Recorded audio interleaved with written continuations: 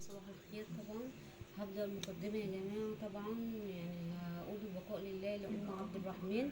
طبعا يا جماعة أنا كنت فقراء شيعة طبعا. دي ست البيت أو حاجة، الصفحة دي أنا متابعاها بقالي فترة. فطبعا كنت مفكرة إن هي إشاعة، مفكرة إن هي إيه، إشاعة وكده. فكان الناس بتنزل إشاعات والكلام ده كله، فأنا كنت بشوف التعليقات بقول يا جماعة لأ، دي كانت لسه محضرة شنطة الولادة ورايحة تولد والكلام ده كله.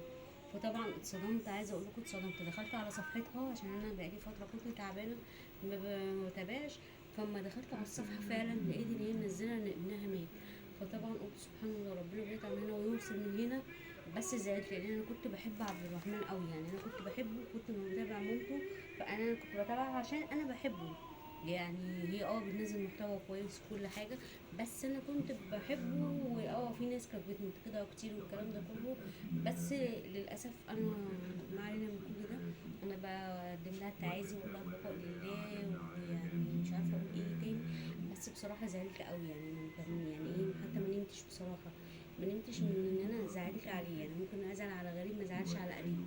بس سبحان الله يعني.